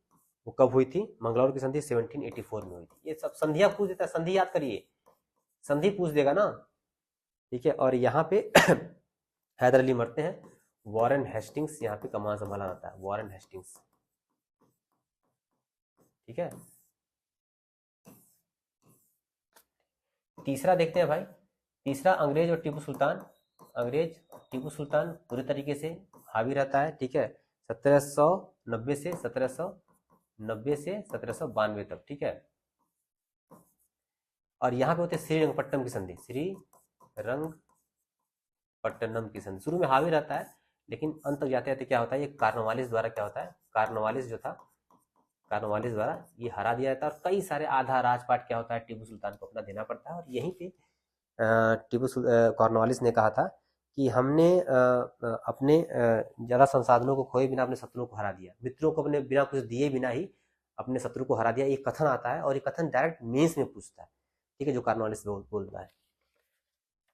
चौथा क्या था, चौथा आपका है 1799, ये 1799 में होता है। और वही अंग्रेज और टीपू सुल्तान दोनों, टीपू सुल्तान हार जाता है, और वहीं पे वीर गति को लड़ते लड़ते क्या होता है, वहीं वीर गति को प्राप्त हो जाता है। और यहाँ पे जो होता है सहायक संधि होती है। वेलेजली, आपको पता है वेलेजली सहायक संधि के लिए, वेलेजली जो थे वो सहायक संधि के लिए माने जाते थे। तो जो वडियार वंश का जो राजा होता है, वडियार वंश को क्या करते हैं, बैठाते हैं, वडियार वंश के जो शासक था कृष्ण, उसको बैठाते हैं राजगद्दी पे, और उससे सहायक संधि क्या करते हैं, वो वहाँ पे कर लेते हैं।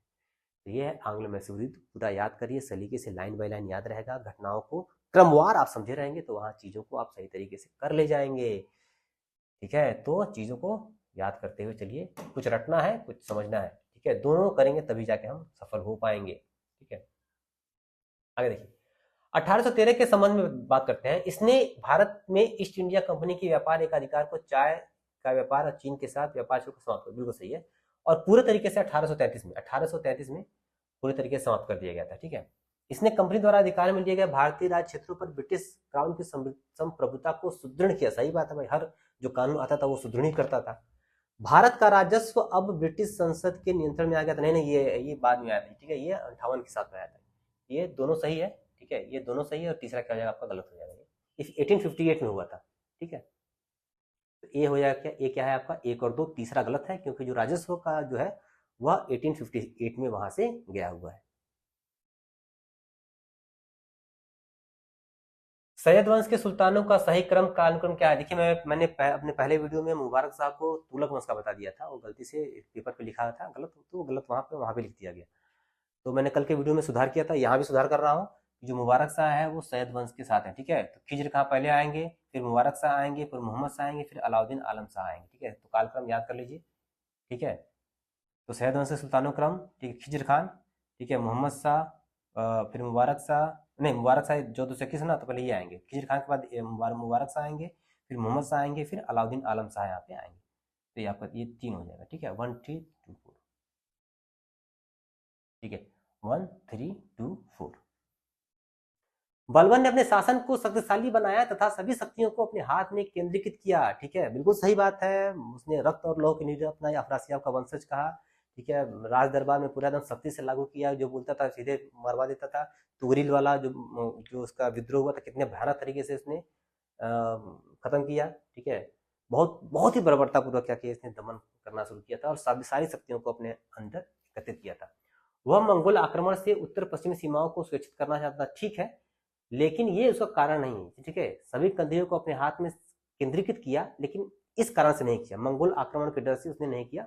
वो उसका था ही कि चीज़ों को एकत्रित करना है अपने व्यक्तित्व के आधार पर। जो राज्य की व्यवस्थाएं थी, उनकी आवश्यकताएं थी, उन आवश्यकताओं के आधार पर क्या किया, उसने अपने आप को केंद्रित किया, ठीक है। तो दोनों सही है, ठीक है, दोनों सही है, लेकिन उसका स्पष्टीकरण नहीं है। सूफियों की भाषा में जियारत, जियारत भाई जहाँ किस दरगाह वगैरह पे जाते हैं उसको बोलते हैं जियारत करना, ठीक है, कितना आसान क्वेश्चन, ठीक है। तो कब्रों की तीर्थ यात्रा, ये आपका हो जाएगा, किसी के दरगाह पे चले गए तो वही जियारत कहलाती है, ठीक है।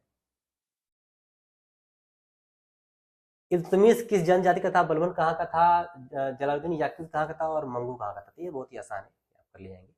इल्तुतमिश शमसी मिला करना चाहेंगे तो हो जाएगा बलबन इलबारी, जलालुद्दीन याकूत आपका हबसी, और मंगू मंगोल जनजाति का था, ठीक है। ये देखिए 133, निम्नलिखित कूटों में से सही उत्तर चुने। तो ये देखिए शाखाएं हैं, ये आपका वैदिक साहित्य है, उसकी ये शाखाएं हैं, कौन कौन सी शाखाएं हैं। तो ऋग्वेद की कौन सी शाखा है, ऋग्वेद में 5 शाखाएं हैं, 3 मानी जाती हैं। यजुर्वेद में कृष्ण यजुर्वेद की अलग शाखा है, शुक्ल यजुर्वेद की अलग शाखा है, सामवेद की भी शाखा है, अर्थवेद की शाखा है, ठीक है। तो इसको याद करने के लिए मैंने एक पीडीएफ बनाया है, और वो पीडीएफ मैं टेलीग्राम कि भेज दूंगा, आप टेलीग्राम क्यों नहीं ज्वाइन करना है? आप देख रहे हैं लेकिन टेलीग्राम ज्वाइन नहीं कर रहा है। टेलीग्राम का लिंक जो है वो आपके कमेंट बॉक्स में पिन होगा, ठीक है, वहां जाके क्या करिएगा, उसी लिंक से क्या करिए ज्वाइन कर लीजिएगा। इसको मैं दिखा रहा हूँ अभी, चाहिए आपको दिखाता हूँ कैसे मैंने इसको बनाया हुआ है। ये देखिए, ये इतना अच्छा ये देखिए, देखिए है ना, ये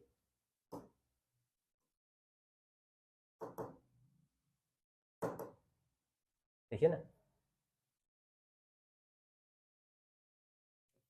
ये वैदिक साहित्य है, सबको मैंने इसको बना दिया है। अब आपको कुछ करना ही नहीं है, बस लेके याद करना है।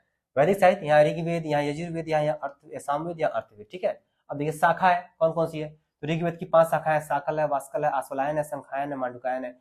यजुर्वेद में शुक्ल है यजुर्वेद और कृष्ण यजुर्वेद, इसका माध्यान्ही जिसे वाजन से ही संहिता कहते हैं, कण्व है। फिर आपका क्या कहते हैं कृष्ण वाले में क्या कहते हैं काठक है, तैतरीय है, कपिलष्ट है और मैत्रायणी है। सामवेद में कौमुथनी है, जैमिनी और रामायणी है। और आपका पिपलाद में 2 है भाई, एक आपका क्या कहते हैं अथर्ववेद का, एक सौनक है, ठीक है। ये है, आप इसको करके दे दिया जाएगा,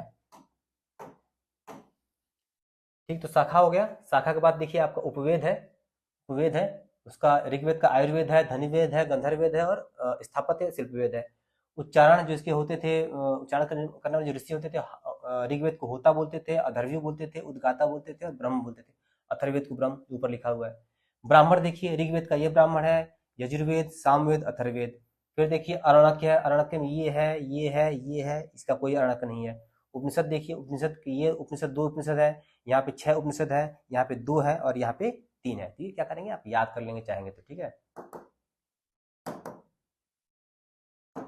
चाहेंगे तो याद कर लेंगे। ये पीडीएफ जो है, इसकी जो पीडीएफ है वो, इसकी जो पीडीएफ है, इसकी जो पीडीएफ है वो आरंभ है प्रचंड, आरंभ है प्रचंड पे क्या करेगी आपको दे दी जाएगी, ठीक है। टेलीग्राम को जो लिंक होगा ना, लिंक आपके कमेंट बॉक्स में आपको मिल जाएगा, ठीक है, ये पूरा मिल जाएगा आपको। आपको लिखने की आवश्यकता नहीं है, आपको कहीं ढूंढने की आवश्यकता नहीं है, बना के रखा गया, बस आपको याद करना, रट्टा मारना।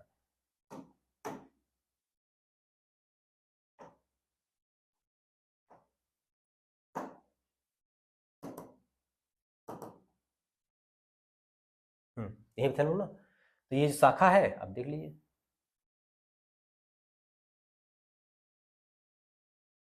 132। धर्म और रीत भारत की प्राचीन वैदिक सभ्यता के एक केंद्रीय विचार को दर्शाते हैं। रीत था ना, रीत जो है वो नैतिक नियमों को दिखाता है, जो भी नैतिकता से भरी पड़ी चीजें हैं वो रीत के अंदर आती हैं। पूरा जो प्रकृति है वो रीत से भरी पड़ी है, सूर्य उदय हो रहा है उसका अलग रीत है, हवाएं चल रही हैं उसका अलग रीत है, ठीक है। और वरुण देवता को इसका रक्षक माना जाता था, ठीक है। तो ठीक है, पढ़ते हैं क्या है, मतलब नैतिकता, रीत मतलब नैतिकता, नैतिकता से भरपूर, ठीक है। धर्म एक व्यक्ति की स्वयं और दूसरों के प्रति जिम्मेदारियों और व्यक्तिगत कर्तव्यों की अवधारणा थी, बिल्कुल सही है।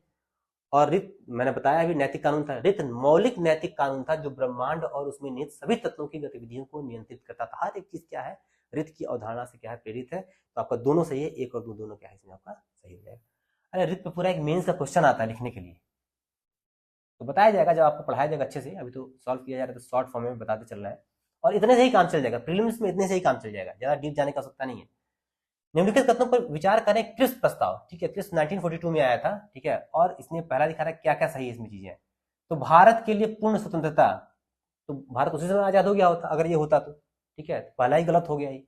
तो क्या है, क्या लिखा है इसमें, क्या है सही लिखना है, गलत खोजना है, ठीक है।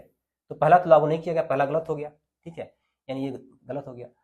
दूसरा क्या है, संविधान निर्माण निकाय का निर्माण, हाँ ये कहा गया था कि भाई युद्ध हो जा रहा है, युद्ध के बाद ठीक है जो चीजें सही रहेंगी तो एक संविधान निर्माण निकाय का क्या किया जाए, गठन किया जाए, यानी कि केवल 2 आपका बी ऑप्शन क्या हो जाएगा, सही हो जाएगा। भारत सरकार अधिनियम 1935 में निम्नलिखित का प्रावधान लागू हुआ, कौन कौन सा भाई, प्रांतीय स्वायत्तता, सही बात है। संघीय न्यायालय की स्थापना, ये भी सही बात है। केंद्र में अखिल भारतीय संघ, ये भी सही है, लेकिन ये सिर्फ व्यवहार में नहीं आ पाया था, लागू नहीं हो पाया था, सिर्फ बातें रह गई थी, तो ये लागू नहीं हो पाया था। और ऊपर सवाल देखिए क्या है, लागू हुआ था, तो ये लागू हो गया था, ये लागू हो गया था, ठीक है, ये लागू नहीं हो पाया था। एक संघीय बैंक की भी अवधारणा थी, वो भी लागू नहीं हो पाया था, ठीक है। तो 1 और 2 आपका सही होगा, तीसरा गलत हो जाएगा। संघ बनाने का प्रावधान तो था लेकिन लागू नहीं हो पाया वो।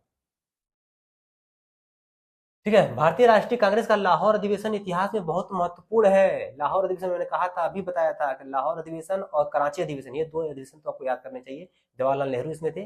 कांग्रेस ने पूर्ण स्वतंत्रता की मांग करते हुए एक प्रस्ताव पारित किया था, बिल्कुल सही है। उस अधिवेशन में उग्रवादियों और उदारवादियों के बीच दरार को सुलझाया गया, तो बहुत पहले हो गया था। उस अधिवेशन में द्विराष्ट्र सिद्धांत को अस्वीकार करते हुए एक प्रस्ताव पारित किया गया। द्विराष्ट्र सिद्धांत भी बाद में आया था भाई, टू नेशन थ्योरी जिन्ना जी बाद में दिया था, तो ये केवल एक होगा इसमें, केवल एक, ठीक है, दोनों बाद में गलत हो जाएंगे। उदारवादी और उग्रवादी बहुत पहले ही हो गए थे समझौता, और टू नेशन थ्योरी बहुत बाद में आया है। तो और 1929 में जवाहरलाल नेहरू ने क्या किया था, इसको इसकी अध्यक्षता की थी। निम्नलिखित कथनों पर विचार करें। पानीपत की तीसरी लड़ाई में अहमद शाह अब्दाली ने इब्राहिम लोदी को हराया। अरे इब्राहिम लोदी को कहाँ हराया भाई, अफगानों को हराया था, ठीक है, ठीक है। ये तो गलत हो गया, ये पहला ही गलत हो गया, सॉरी अफगान करें, वो मराठों को हराया था ना, ठीक है, मराठे वर्सेस अफगान में हुआ था ये। तीसरे आंग्ल मैसूर युद्ध में टीपू सुल्तान मारा गया, तीसरे मारा गया था, चौथे मारा गया, अभी मैंने बताया ठीक कुछ देर पहले, ये भी गलत हो गया। प्लासी की लड़ाई में नवाब सिराजुद्दौला की हार के लिए मीर जाफर ने अंग्रेजों के साथ मिलकर साजिश की थी। ये तो आता ही है कि प्लासी जो था वो धोखे का परिणाम था। प्लासी जो था ये क्या है, एक धोखे का परिणाम था प्लासी, ठीक है। तो ये बिल्कुल सही बात है। तो तीसरा क्या हो जाएगा, सही है, केवल 3 यानी बी ऑप्शन, केवल 3। प्रश्न पढ़ते समय ये भी ध्यान देंगे कि सही है, गलत है, सही नहीं है, ये सब चीजें आप ध्यान रखते हुए तब देखेंगे, ठीक है, पता चला कि गड़बड़ हो जाए। तो मिलान करना है। ईश्वर चंद्र विद्यासागर, अमृत बाजार पत्रिका, घोष ब्रदर्स, केसरी, बाल गंगाधर तिलक, बंगाली और सुरेंद्रनाथ बनर्जी, सोम प्रकाश। देखिए बाल गंगाधर तिलक है ना, ये बंगाल विभाजन के समय ही 1908 के आसपास, ठीक है, ये केसरी, केसरी में जो लिखते थे ना, उसी लेख के कारण क्या किया गया था, इनको गिरफ्तार कर लिया गया था। उसमें उसी के आसपास बंगाल विभाजन जब हुआ था, उसी के आसपास क्या किया था, इनको गिरफ्तार कर लिया गया था, ठीक है। और एस एन बनर्जी बंगाली, ठीक है।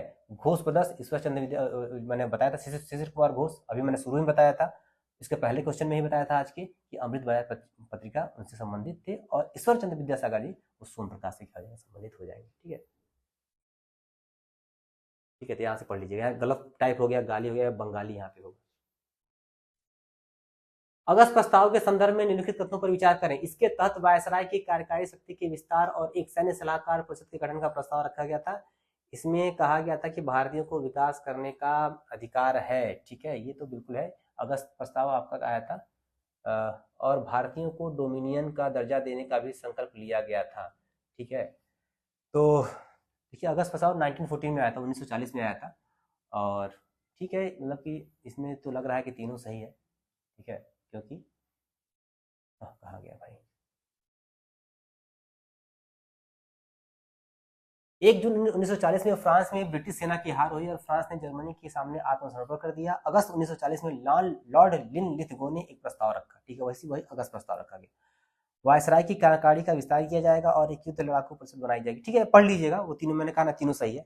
चीजें आप पढ़ना नहीं अच्छा लगता है, टीचर को हम पढ़ के ही पढ़ाएं तो क्या ही फायदा, ये पढ़ लीजिएगा। रोशन अख्तर का दूसरा नाम क्या था। रोशन, देखिए क्या है कि जो अलग अलग है ना, अलग अलग जो मुगल शासक है उनको अलग अलग नामों से जाना जाता था, ठीक है, तो वो नाम आपको याद करना क्या है, जरूरी है।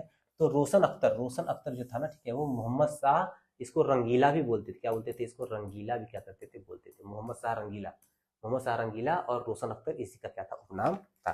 ये कुछ नाम और है, याद कर लीजिए, ठीक है। बहादुर शाह, बहादुर शाह, ठीक है, बहादुर शाह प्रथम को बोलते थे साहेब खबर, कुछ पता नहीं चलता, साहेब खबर बोलते थे इसको, ठीक है। जहांदार शाह, जहांदार शाह को बोलते थे लंपट मूर्ख, इसको बोलते थे लंपट मूर्ख, ठीक है, जहांदार शाह को बोलते थे लंपट मूर्ख, ठीक है। और फर्रुखसियर, फर्रुखसियर, फर्रुखसियर को, फर्रुखसियर को बोलते थे हम घृणित कायर, घृणित कायर, घृणित कायर बोलते थे, या फिर गीदड़ कायर बोलते थे, गीदड़ कायर, गीदड़ कायर बोलते थे इसको, ठीक है। और मोहम्मद शाह को मैंने बताया ही, आपका रोशन अख्तर और मोहम्मद शाह रंगीला क्या करते थे, इसको बोलते थे। तो ये कुछ जो उपनाम है, उन उपनामों को याद करना पड़ेगा, और यहीं से आसपास आता है बार बार सवाल।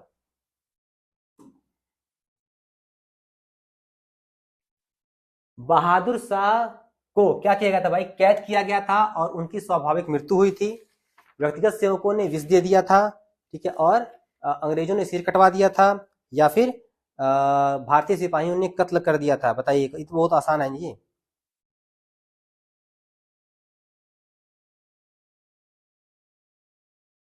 ये तो बहुत आसान सवाल है। बहादुर सभा को क्या किया गया भाई, उनको निर्वासित करके रंगून भेज दिया गया था भाई ना, निर्वासित करके रंगून भेज दिया गया था, और वहीं पे क्या हुई थी, उनकी मृत्यु हुई थी। इनका एक शेर है, कितना बदनसीब है जफर कि 2 गज जमीन बनने मिली कुएं यार में। एक ऐसा शायरी इनका है, बहादुर शाह का, बहादुर शाह जफर के नाम से लिखते थे। तो एक शायरी भी है कि वो दर्द बताते हैं कि भाई हमको दफन के लिए अपने देश में मुझे 2 गज जमीन भी नहीं मिल पाई। ठीक है, तो ये चीज़ें।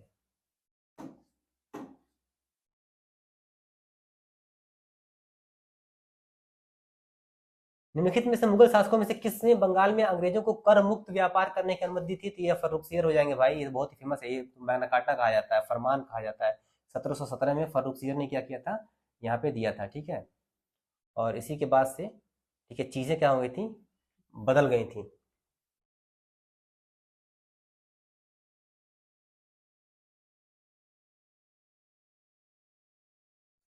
पुर्तगालियों का भारत में किस मूल उद्देश्य के साथ आगमन हुआ था भाई?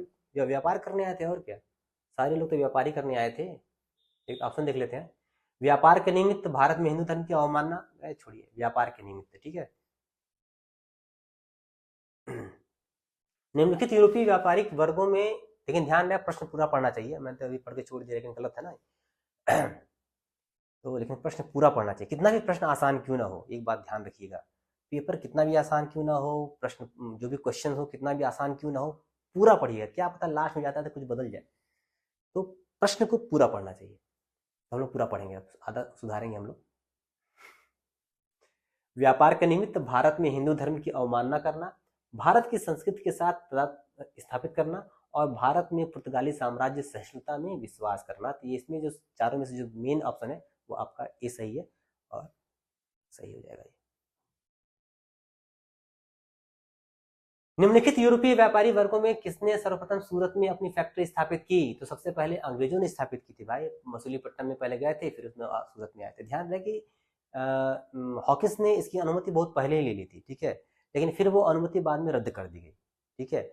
फिर बाद में ये लोग बनाए, मसूलीपट्टनम में बनाए, फिर क्या हुआ, उन्होंने अंग्रेज आए, फिर डच आए, फिर फ्रांस, ऐसे बनता गया, ठीक है। तो पहले अंग्रेजों ने किया था, ऑप्शन नंबर सी। बाकी आप लोग व्याख्या पढ़ लीजिएगा, ठीक है। देखिए, विलियम हॉकिंस ने मुगल बादशाह जहांगीर से 1608 में ही अनुमति प्राप्त की थी, लेकिन बाद में अनुमति वापस ले ली गई थी। फिर 16 में 10 में बनाया मसूलीपट्टनम में, 11 में बनाया मसूलीपट्टनम में, और 13 में बनाया सूरत में, ठीक है। फिर अंग्रेजी फैक्ट्री स्थापित हुई 16 में, और 68 में फ्रांसीसियों ने भी क्या किया, इसमें बनाया था, फिर डच ने भी बनाया था, ठीक है। 18वीं शताब्दी के पूर्वार्ध में बंगाल से निर्यात होने वाले सबसे महत्वपूर्ण वस्तु क्या थी? कपास, चीनी, जूट, तांबा। तांबा, इस्पात, नमक, कच्चा रेशम। घोड़ा, नमक, चीनी, रेशम। सोरा, कच्चा रेशम, चीनी और अफीम। अफीम तो पक्का है और सोरा पक्का है, तो इसमें और कहीं ऑप्शन में नहीं है, तो ये दोनों ऑप्शन में है, तो डी ऑप्शन क्या हो जाएगा आपका, सही हो जाएगा।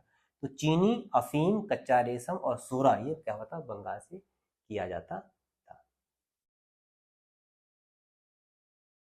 निम्नलिखित में से किसी एक शक्ति संयोजन ने अवध की बेगमों के धन को लूटने का षड्यंत्र किया था? देखिए, जब वॉरेन हेस्टिंग्स था ना, तो कुछ उसमें कहानी बहुत लंबी है, तो फिर क्या किया था अवध के नवाब ने, जितने भाई धन रखे थे, जितनी चीजें रखी थी, वह ऋण चुकाना था उसको, तो भाई अपने बेगमों से मांगा। तो भाई उस समय की बेगम ने भी कितने लाख रुपए के जेवर वेवर सब उसने इकट्ठा करके रखे थे, तो पूरा उसने निकलवा लिया, और निकलवा के फिर दे दिया। तो वॉरेन हेस्टिंग्स और अवध का नवाब, वजीर नहीं, नवाब था, ठीक है, आसफुद्दौला, ठीक है, 105 लाख रुपया देने के लिए वादा किया था, ठीक है, बहू बेगम, बहू बेगम और बुर्रा बेगम को, ठीक है, कहानी याद रखिए। निम्नलिखित में से कौन सिख गुरु द्वारा गुरुमुखी लिपि का आरंभ किया गया था? देखिए, ये जो जितने भी आपके नानक जी के बाद जितने भी लोग हुए, पदस्थापित हुए हैं, उनका पूरा क्रम याद कर लीजिए, और क्रम याद करने के बाद उन्होंने क्या क्या किया उसको याद कर लीजिए। निश्चित तौर पर एक आध सवाल क्या होता है यहाँ से पास जाता है, ठीक है। मैं लिख देता हूँ, कुछ चीजें मेरे पास है, मैं लिख देता हूँ, उसको आप याद कर लीजिए, यहीं लिख रहा हूँ नीचे, ठीक है। तो ठीक है, पहले तो नानक जी आ गए, ठीक है। 1469 में तलवंडी में, आपको पता ही होगा, ये तो बताने की आवश्यकता है नहीं, इसको छोड़ देते हैं। फिर इनके जो शिष्य थे लेहना, ठीक है, लेहना थे वही जो है ना अंगद के नाम से, ठीक है, ये था अंगद के नाम से क्या हुए, वो उन्होंने सीट ली, ठीक है। और इन्होंने क्या किया, गुरुमुखी लिपि को क्या किया था, ठीक है, यानी कि गुरु अंगद, ये ऑप्शन नंबर डी, ठीक है। और इन्होंने गुरु गद्दी भी की, ठीक है। उसके बाद से आपने लंगर व्यवस्था को नानक जी ने शुरू किया था, उसको स्थायी बना दिया, लंगर व्यवस्था को क्या कहते हैं, इन्होंने स्थायी बना दिया, ठीक है। और ठीक है, यहाँ पे हो जाएगा। इसके बाद आया अमरदास, ठीक है। ध्यान रहे इनकी बेटी को अकबर ने क्या किया था, 500 गांव क्या किया था, दान में दिया था, ठीक है। कुछ गांव इसमें दान में दे दिया था, ठीक है। 500 गांव या कुछ जो भी गांव हुआ, कुछ गांव क्या था, इन्होंने दान में दिया था, ठीक है। और इन्होंने क्या किया था, लवन पद्धति, जो शादी की लवन पद्धति थी, उनको क्या किया था, इसने शुरू किया था, ठीक है। 22 गद्दियों की स्थापना की थी, 22 गद्दियों की क्या थी, इन्होंने स्थापना की थी, ठीक है। रामदास देखते हैं, रामदास इनको भी अकबर ने 500 बीघा जमीन दी, 500 बीघा जमीन दी, और इसी जमीन पे क्या था, अमृतसर का निर्माण हुआ था, ठीक है। अमृतसर इसी जमीन में बना था। अकबर ने यहाँ गांव दिया था पहले इनकी बेटी को, फिर इनको 500 बीघा जमीन दे दिया, ठीक है, ठीक है। और यही हुआ, इन्हीं के काल से जो गुरुपद था वो पैतृक हो, क्या हो गया, वो गुरुपद जो है वो क्या हो गया, पैतृक हो गया। अब इसके उनके बेटे के बेटे के बेटे यही चलता जाएगा, इससे पहले कोई हो जाता। उसके बाद देखते हैं अर्जुन देव, क्या हो जाएगा, अर्जुन देव, ठीक है। यहीं से क्या होता, थोड़ा विवाद शुरू होगा। इन्हें सच्चा बादशाह की उपाधि मिली, सच्चा बादशाह की उपाधि, ठीक है। इन्होंने स्वर्ण मंदिर का निर्माण कराया, स्वर्ण मंदिर इसी अमृतसर में जो सरोवर था उसी के बीच में मंदिर का निर्माण कराया। हरमिंदर साहब जिसे बोलते थे, हरमिंदर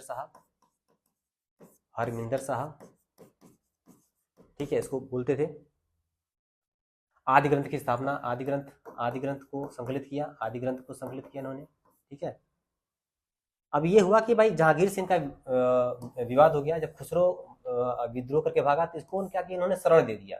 अब शरण दे दिया तो जहांगीर गुस्सा गया, जब से गुस्सा किया तो विवाद हुआ, इनको कैद किया, और कैद में क्या हुआ, इनकी मृत्यु वहां पे हो जाती है। यही सब है, ठीक है। और इन्होंने कुछ शहर बसाए, तरन तारन, ठीक है, करतारपुर और गोविंदपुर, इन्होंने क्या किया, शहर बसाए थे। अर्जुन देव के बाद आते हैं हरगोविंद, ठीक है। इन्होंने अकाल तख्त की स्थापना की, लड़ाकू जाति के रूप में बदला, लड़ाकू जाति बनाया, ठीक है। और ये भी इनका भी क्या होता है कि जहांगीर से विवाद होता है, जहांगीर कैद में भी रहते हैं। और कीरतपुर नामक क्या होता है, इन्होंने शहर बसाया, इन्होंने क्या किया, शहर बसाया था, ठीक है। उसके बाद आता है हर राय, क्रम भी याद करिएगा। और देखिए मैं डेट नहीं लिख रहा हूँ कि डेट याद करना बड़ा मुश्किल होता है, लेकिन ये क्रम याद हो जाएगा। हर गोविंद, हर राय, हर किशन, ठीक है, ये याद हो जाएगा। हर गोविंद, चूंकि गोविंद भी क्या कहते हैं, भगवान कृष्ण का ही क्या है, एक रूप बुलाया जाता है, तो गोविंद से राय लेकर किशन बने, ऐसे कुछ याद करिएगा, ठीक है। और अर्जुन भाई, कृष्ण और अर्जुन का भाई साथ तो सबको पता है, तो अर्जुन पहले थे, उसके बाद से गोविंद, राय और किशन आ गए। ऐसे याद करने का तरीका है। अमरदास, रामदास, ये दोनों को साथ में याद कर लीजिएगा, याद हो जाएगा, ठीक है। तो इन दोनों काल में कोई खास विशेष घटनाएं नहीं घटी। उसके बाद है तेग बहादुर भाई, ये मामला विवादित होता है, औरंगजेब के साथ विवादित होता है, और इनको मृत्यु के घाट उतारा जाता है। और दिल्ली में जो शीशगंज गुरुद्वारा है, इन्हीं के उस पर बना हुआ है, ठीक है। और औरंगजेब से विवाद होता है, औरंगजेब से ध्यान रहे, तेग बहादुर का विवाद औरंगजेब से हुआ है, और अर्जुन देव और क्या कहते हैं, हरगोविंद का जो विवाद हुआ है वो जहांगीर से हुआ है, ठीक है, ये ध्यान रखिएगा। उसके बाद आते हैं गोविंद, ये लास्ट है गोविंद सिंह। ये खालसा दल को बनाते हैं, यही बनाते हैं, ठीक है। पंचककार का शुरुआत करते हैं, कड़ा, कच्छा, कंघी, ये सब पढ़ लीजिएगा, ठीक है।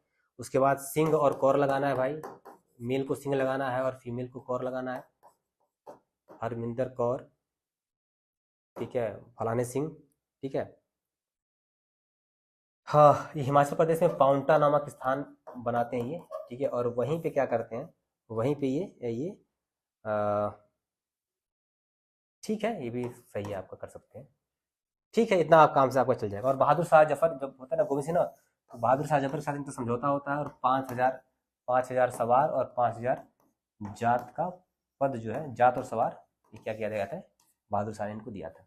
तो ये पूरा है आपका जो सिख गुरु जो है किसने क्या किया। एक सवाल क्या होता है, लगता है कि पक्का यहाँ से मिलना लगभग हर बार क्या होता है, सवाल यहाँ से फंस जाता है, तो ये याद कर लेंगे तो फंस जाएगा। ध्यान रहे, क्रम याद करिए, नानक है, अंगद है, अमरदास होंगे, फिर रामदास हो जाएंगे, फिर अर्जुन देव हो गए, फिर गोविंद आ जाएंगे, गोविंद राय और किशन आ जाएंगे, फिर आपका क्या कहते हैं तेग बहादुर हो गए, गोविंद सिंह हो गए। याद करना बहुत आसान है, ठीक है।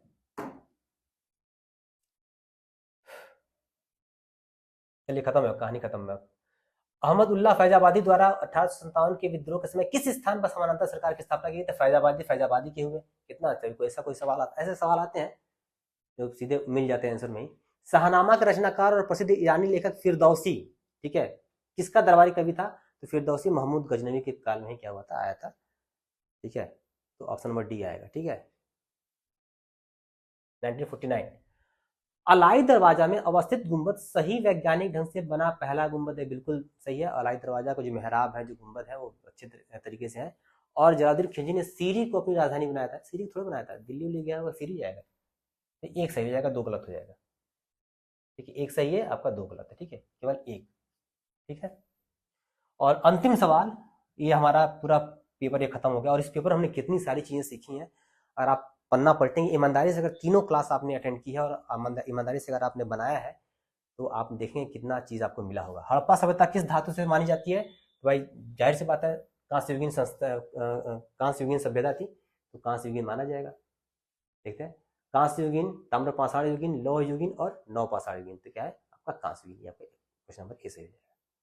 ये तो आपका आसान है, ठीक है। तो इस तरीके से हमने 3 दिनों में लगातार प्रयास करके, घंटे घंटे पर पढ़ के हमने एक पेपर को सॉल्व कर लिया। और इस पेपर को ही सॉल्व करने से आप देखेंगे कितने सारे फैक्ट्स और कितनी चीजें कॉन्सेप्ट आपको देखने को मिली होंगी। और यहीं से कई सारे फैक्ट्स, कई सारे कॉन्सेप्ट, और इन्हीं का प्रयोग करके आप पेपर में अच्छे सवाल, अच्छे प्रश्न भी वहां पे सॉल्व आप कर सकते हैं। मेरा मुंह सूख रहा है, पानी अभी बंद करने के बाद पीऊंगा। तो यकीनन 3 वीडियोस में हमने 150 प्रश्न सॉल्व किया, और 150 प्रश्न नहीं, इसके बल हमने न जाने कितने, मतलब 1000 प्रश्नों को हमने लगभग सॉल्व कर लिया इसी 150 प्रश्न के आधार पर पिछले 3 दिनों में। तो यकीन मानिए, हम इसके बाद भूगोल का लेके आएंगे, इसके बाद हम पॉलिटी का लेके आएंगे, कई सारी चीज़ों को लेके आएंगे। अगर हो समय रहेगा तो इतिहास का एक और पेपर लेके आएंगे, उससे और हम लोग सॉल्व कर लेंगे। तो साथ में बने रहिए, थोड़ा सा आप लोग सपोर्ट कर दीजिए, थोड़ा सा व्यूज़ थोड़ा सा बढ़ जाए, थोड़ा शेयर हो जाए, थोड़ा सब्सक्राइबर थोड़ा बढ़ जाए, तो थोड़ा सा एक अच्छा मोटिवेशन मेरे अंदर भी आएगा। क्योंकि मैं अभी तक सिर्फ रणनीतियाँ वगैरह बता रहा था, पढ़ा नहीं रहा था। अभी भी मैं नहीं पढ़ा रहा, अभी मैं क्वेश्चन सॉल्व करा रहा हूँ। जब थोड़ा मुझे और सपोर्ट अच्छा मिलने लगेगा, तो यकीन मानिए गणित छोड़ के और अर्थव्यवस्था छोड़ के बाकी सारी चीज़ें मैं पढ़ा सकता हूँ। मैं सभी चीज़ें मैं पढ़ाऊँगा, ठीक है। लगभग जो जीएस के लेवल का, मतलब मैं विद्वान, प्रकांड विद्वान नहीं हूँ, लेकिन ठीक है, जीएस के लेवल का चीज़ें मैं क्या करूँगा, पढ़ा दूंगा। और आप अच्छी स्थिति में होंगे प्रश्नों को सॉल्व करने के लिए। तो थोड़ा सपोर्ट कर दीजिए, थोड़ा सा सब्सक्राइब हो जाए, थोड़ा सा लाइक हो जाए, थोड़ा सा शेयर हो जाए, तो थोड़ा सा मोटिवेशन मिल जाएगा। हम लोग भी क्या कर लेंगे, थोड़ा सा अच्छे तरीके से भर के सामने आएंगे। बाकी जो पीडीएफ वाला है, वैदिक साहित्य वाला, मैं ग्रुप में भेज रहा हूँ, और ग्रुप का जो लिंक है वो आपके कमेंट बॉक्स में क्या कर दिया जाएगा, पिन कर दिया जाएगा, ठीक है। जय हिंद, जय भारत, बाय।